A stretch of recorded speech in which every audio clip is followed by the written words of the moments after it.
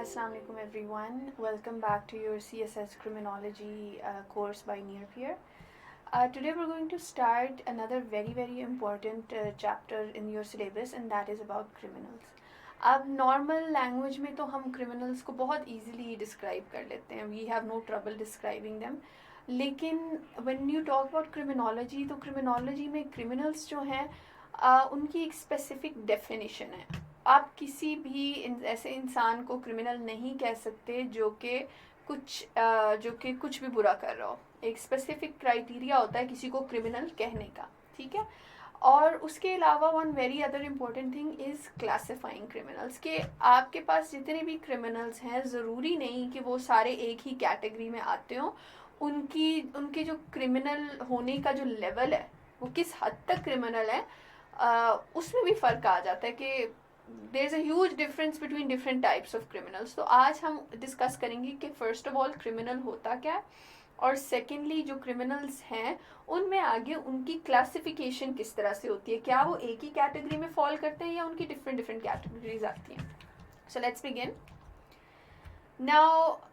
आज I want to give you people two examples. ठीक है, मैं आपके सामने दो एग्जांपल्स रख रही हूँ and both examples are of criminals. एक हाइपोथेटिकल केस है ये पहले वाला, and the second one is actually a true person, a real person in history, a very interesting person in history. लेकिन मैं आपके सामने ये दो केसेस रख रही हूँ और आप लोग मुझे बताएंगे कि क्या ये दोनों क्रिमिनल्स हैं, and if they are criminals are they of the same extent.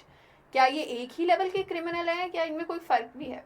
Now the first situation is, for example, you have a person who is 13-14 years old. इस बच्चे को ना गाड़ी चलाने का बहुत शौक है, लेकिन उसके घर वालों से चलाने नहीं देते. अब एक दिन वो कहीं से गुजर रहा है और वो देखता है कि उन्हीं के एक जानने वाले उनकी गाड़ी बाहर खड़ी है एंड इट्स अनलॉक्ड और चाबी भी अंदर है. Now this child who is 13-14 years old, this child suddenly feels the need कि यार ओके क्या हो जाना है, कुछ नहीं होता, घर वालों ने तो चलाने नहीं देनी, तो कोशिश करते हैं, मैं ना इट्स अ गोल्डन अपॉर्चुनिटी, मैं इसमें बैठता हूँ, मैं गाड़ी चला लेता हूँ. ठीक है. He opens the car, he sits down and he begins driving and he crashes it somewhere. Fine, if he doesn't crash it, he decides to steal it. Worst case scenario, वो ना उसको steal करने की कोशिश करता है. Is this person, is this child, a 13-14-year-old child, is he a criminal? Yes, he is. Why? Because he did something जो कि लॉ के अगेंस्ट है और जिस चीज़ को लॉ ने पनिशमेंट दी हुई है. So that is what this child has done. So to the question, is he a criminal? Yes, he is. But the second question, how much of a criminal is he? क्या ये एक ऐसा criminal है जिसने सिर्फ situation देखी और उसने क्राइम किया, या फिर ये कोई ऐसा इंसान है जिसके अंदर क्रिमिनल कैरेक्टरिस्टिक्स हैं कि इसने तो बड़े होकर क्रिमिनल ही बनना था. Is there any difference? तो the purpose of this is to make you people understand कि ज़रूरी नहीं कि जो इंसान क्राइम करे या जो एक टाइम पे क्रिमिनल है वो क्रिमिनल ही है और उसे क्रिमिनल ही रहना है. और ये चीज़ आगे जब हम क्रिमिनल्स पढ़ेंगे, टाइप ऑफ क्रिमिनल्स पढ़ेंगे और उनकी क्लासिफिकेशन पढ़ेंगे, तो फिर हमें आइडिया होगा कि हम हर इंसान को एक ही क्रिमिनल कैटेगरी में नहीं रख सकते. ना एक तो आपके सामने ये एग्जाम्पल थी. Let's move on to the next example. This child, this is actually a real human, a real person. Her name was Mary Bell. Now, Mary Bell looks like a very average child. She looks cute. And when you see her, आप ये जज नहीं कर सकते कि this child is a very dangerous criminal. Mary Bell at the age, she started, जब 10 years से पहले, जब in her life she experienced a lot of trauma. और वो चीज़ें बाद में जाके पता लगी कि why she turn into a criminal. उसकी her mother was a prostitute and her mother's clients and her mother would abuse her. So this child growing up, she enjoyed torturing other people and other creatures. She would torture animals, she would torture and bully her classmates and whatever. At the age right before her 11th birthday, Mary Bell, she was 11 years old, she went and she killed a 4-year-old boy. वो उसकी situation Excel करती गई क्योंकि पहले तो उसको खाली torture में मज़ा आता था, but then she needed more, so she went and she killed a 4-year-old boy. और फिर उसके बाद उसने नोट्स छोड़े, उसने इस तरह की हिंट्स छोड़ी which people didn't even take seriously. उसने कहा कि I did this crime, but people didn't take it seriously because she was an 11-year-old. And a little while after that, Mary Bell killed a 3-year-old boy, but her second murder was not a normal murder. After killing that 3-year-old boy, उसने उस बच्चे के पेट पे M carve out किया, उसने उस बच्चे की पूरी बॉडी पे एक्स्ट्रा ज़ख्म किए, एंड उसने उस बच्चे की जेनिटल्स म्यूटिलेट किए. ठीक है, this is an 11-year-old child. अब Mary Bell went to prison. उसके बाद इसके साथ जो बाद में मतलब how her life went on ahead, वो हम एक और टॉपिक में दोबारा इसमें फर्दर डिस्कस करेंगे. लेकिन the purpose of mentioning Mary Bell over here is, क्या इस क्रिमिनल में और पिछले क्रिमिनल में कोई फ़र्क नहीं है? इनके लेवल ऑफ क्राइम, इनकी पनिशमेंट, उसमें कोई फ़र्क नहीं है. And one very important thing, इनकी जो बैक स्टोरी है, इनके जो माइंड में चल रहा है, इनकी लेवल ऑफ ईवलनेस जो है, ये कितने ईवल है, क्या वो सेम है और इज देयर एक्चुअली डिफरेंट? तो विद दिस एग्जांपल आप लोगों को आइडिया हो जाएगा कि all criminals are not of the same type, not of the same level and not of the same category. ज़रूरी नहीं कि कोई इंसान जो मौका देख के छोटा सा क्राइम कर रहा है, he is the same as a psychopathic killer. Mary Bell is a psychopathic killer, पिछले वाला वॉज अ नॉर्मल पर्सन जिसने ओकेजनल क्राइम किया.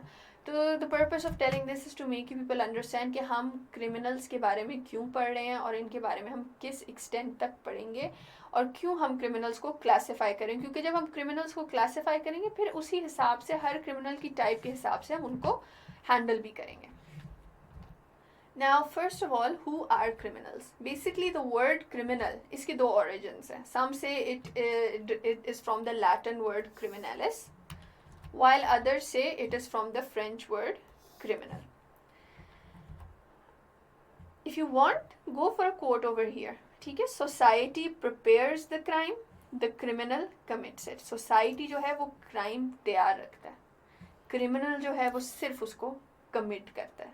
जो सर्कमस्टांसेस है वो हमारी सोसाइटी में आती है, जो क्रिमिनल है वो उसको कमिट करता है. अब ये why have I mention this over here, ये वाली जो आपका कोटेशन है, it can be used in many other topics. तो if you want you can go for it, if you want you can go for similar quotes.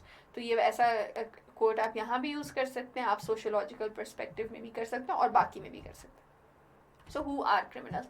अब आ जाते हैं क्रिमिनल्स की डेफिनेशन पे कि हु इज़ अ क्रिमिनल. हमें crime का पता होगा तो हमें क्रिमिनल का भी पता होगा. क्रिमिनल्स के बारे में कहा जा रहा है an individual who has been found guilty of the commission of conduct that causes social harm and that is punishable by law. कोई इंसान अगर कुछ ऐसा गलत कर रहा है जिससे किसी का नुकसान नहीं हो रहा या फिर जो कानून में उसकी कोई सज़ा नहीं है, तो वो इंसान क्रिमिनल नहीं है. चाहे हमें उसकी की हुई हरकत जितनी मर्जी गलत लगे, अगर उस हरकत के बारे में, उस एक्ट के बारे में आपकी लॉ के अंदर कुछ ऐसा मेंशन नहीं हुआ हुआ और उस एक्ट की कोई सज़ा नहीं लिखी हुई, तो वो इंसान जो है वो आपको वो उसका काम जितना मर्जी गलत लग रहा हो, वो क्रिमिनल नहीं हम उसको कह सकते. So this is a definition by the West encyclopedia of American law. Once again, go for authentic definitions. And the second thing is a popular term for anyone who has, this was one of my second favorite definitions. A popular term for anyone who has committed a crime, whether convicted of the offense or not. More properly, it would apply to those actually convicted of a crime. Convict, अच्छा, यहाँ पे I would like to mention something. What does the word convict mean? जो इंसान बेशक उसने crime किया है, जब तक उसको कोर्ट ये नहीं कह देती कि हाँ he is guilty, you can not call him a convicted criminal. तो बेसिकली ये डेफिनेशन हमें बता रही है कि एक इंसान अगर उसने कुछ गलत किया है और वो लॉ में गलत है तो ही इज़ अ क्रिमिनल. लेकिन ज़्यादा ये डेफिनेशन किस पे अप्लाई होती है? जिसको कोर्ट भी कहता है कि हाँ इसने ये काम किया है. So a convicted person, a convicted felon is someone जिसको कोर्ट ऑफ लॉ ने गिल्टी कह दिया. तो ऑलवेज रिमेंबर, जब आप ये टर्मिनोलॉजीज यूज़ करते हैं तो the word convict you will use for someone who has been termed by court. Classifying criminals. अब ओवर द टाइम क्या हुआ, when people began studying criminology, लोगों ने कोशिश की कि हम कोशिश करते हैं किसी तरह ना क्रिमिनल्स की कैटेगरीज बना लें, और बहुत ज़्यादा इस तरह क्रिमिनोलॉजिस्ट थे जिसने ये कोशिश भी की। उनमें one of the first was Enrico Ferri, who was one of the early criminologists who attempted to classify criminals during the 19th century. इन्होंने क्या किया, इन्होंने criminals की classification start की, और इनकी classification के according there are born criminals, there are criminal madmen, criminals by contracted habit, occasional criminals and criminals by passion.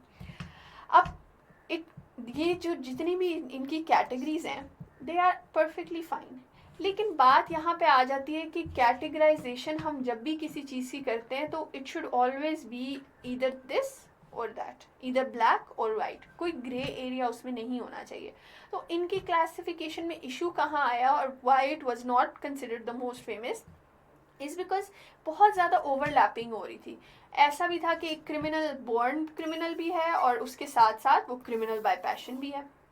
ये भी हो रहा था कि कोई क्रिमिनल मैडमैन भी है और बॉर्न क्रिमिनल भी है। ठीक है, कोई इंसान क्रिमिनल उसकी पागलों वाला सीरियल किलर हो तो वो बोर्न भी हो सकता है और वो क्रिमिनल मैडमैन भी हो सकता है। इसी तरह occasional criminals can turn into criminals by contracted habit, जिनकी आहिस्ता आहिस्ता वो आदत बन जाती है। पहले वो ओकेजनल होते हैं, उसके बाद उनकी आदत बन जाती है।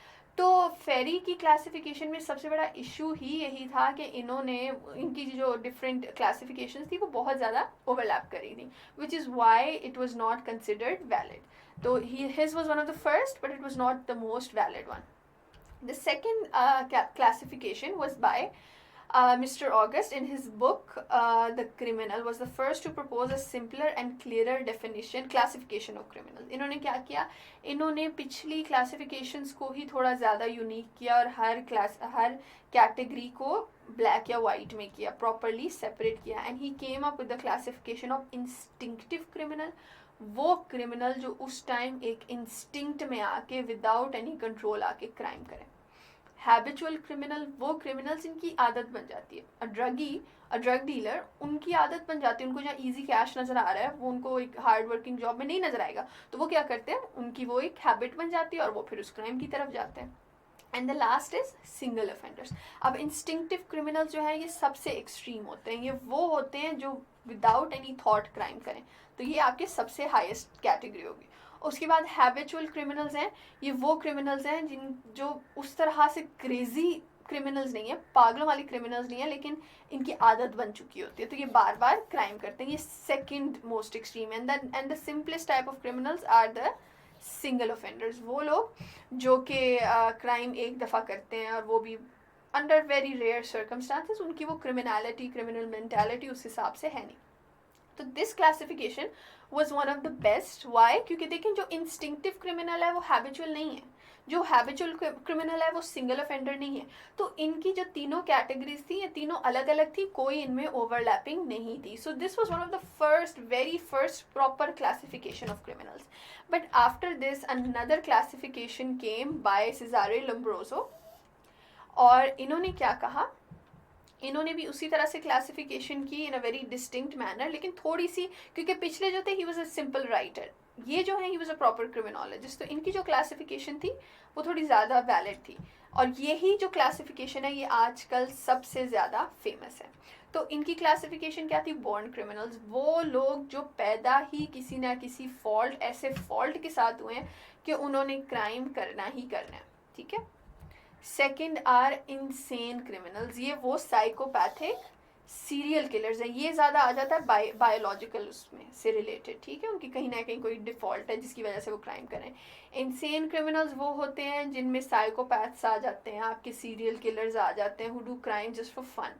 ठीक है, ये आ जाते हैं इंसेन क्रिमिनल्स में। And the third one is criminaloids. अक्सर वैसे ये सवाल भी आ सकता है, MCQs में भी आ सकता है या इवन 5 मार्क्स क्वेश्चन में भी आ सकता है, तो पता होना चाहिए क्रिमिनलॉइड्स होते क्या हैं।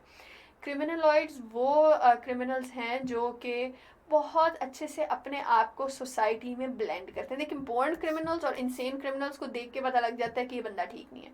जो क्रिमिनलॉइड्स हैं ये वो लोग हैं जो सोसाइटी में सही से मिक्सअप भी होते हैं, अपनी एक प्रॉपर आइडेंटिटी भी रखते हैं, लेकिन उनकी एक दूसरी साइड भी होती है जिसमें वो क्रिमिनल एक्टिविटीज़ कर रहे होते हैं।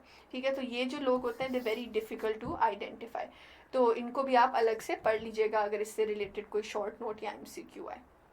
तो I hope you have an idea कि किस तरह से क्लासिफिकेशन हुई है। So after we have done the different classifications of criminals, आपको आइडिया हो गया कि हम क्रिमिनल्स को क्लासीफाई क्यों करते हैं, आपको आइडिया हो गया कि क्रिमिनल होने की जो शर्तें हैं, किस बेस पे हम किसी को क्रिमिनल कह सकते हैं, वो क्या है। एंड थर्ड, आपको ये पता लग गया कि किस तरह से डिफरेंट क्रिमिनोलॉजिस्ट ने आज तक क्रिमिनल्स को क्लासीफाई किया है और किसकी क्लासिफिकेशन कितनी वैलिड है। आज इन today's time the most valid and well known is the one by Cesare Lombroso. So after this we are going to move ahead to the different types of criminals mentioned in your syllabus. आपके syllabus में अलग अलग criminals types with name mention है, ठीक है। तो हम उनको डिटेल में पढ़ेंगे क्योंकि उनसे रिलेटेड आपके 10 मार्क्स क्वेश्चंस भी आते हैं और 20 मार्क्स क्वेश्चंस भी आते हैं और पास पेपर्स में आ चुके हैं। सो सी यू देन, अल्लाह हाफिज़।